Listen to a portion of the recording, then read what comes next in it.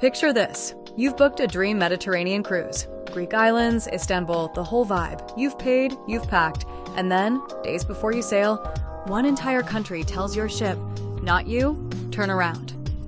That actually just happened. Not to a random ship, to one carrying almost 2,000 people. And the reason they were given has nothing to do with safety, weather, or money.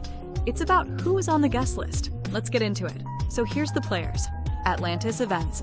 They've been running huge LGBTQ+ travel experiences for over 3 decades. Think floating festivals, full ships, big-name performers, thousands of guests.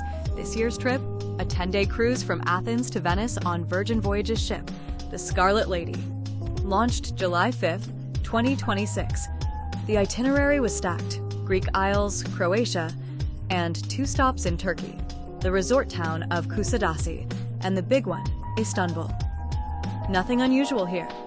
Atlantis has actually docked in Turkey 13 times over the last 25 years. This wasn't their first rodeo. Then, just days before departure, local authorities in Turkey's Aydın province drop a bombshell. They cancel both port stops, not for logistics, not for weather. Their official reasoning was the ship had been chartered by groups they described as incompatible with local society and moral values. Let that sink in. Almost 1,900 passengers, over half American, plus Brits, Canadians, Australians, were rerouted.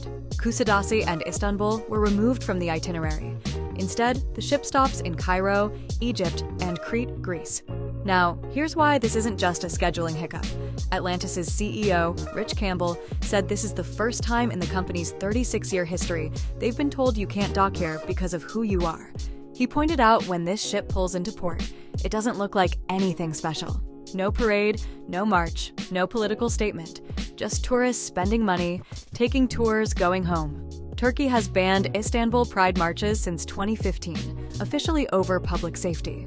Rights groups say the tone from the ruling party toward LGBTQ+ people has gotten noticeably harsher over the last decade. There are reports of even broader legal restrictions being discussed. Now, to be fair, let's hear the other side, because that's how we do things here. Turkish officials framed this as a one-off decision about this specific event, not a blanket ban on cruise tourism. They said other ships docking at Kusadasi would not be affected. They tied the decision to protecting what they called local moral values, language that lines up with the government's broader public stance in recent years. So is this a sovereign country setting its own standards, or discrimination with a diplomatic coat of paint? That's for you to decide, and I actually want to know what you think. Stick around, because I'm asking at the end. And there's a human story in here too. Broadway star Patti LuPone was booked to perform on this cruise. She posted that she was furious, but sailed anyway, since the ship still had other ports to hit. One passenger pointed out something people often miss in stories like this. It's not just the passengers who are affected. Local vendors in Kusadasi, the shop owners, the tour guides, the restaurants were counting on that tourism money. Now it's Cairo and Crete cashing in instead.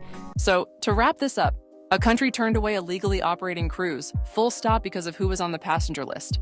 No laws broken, no incidents, just denied. Some people are going to say, it's their country, their rules, their culture.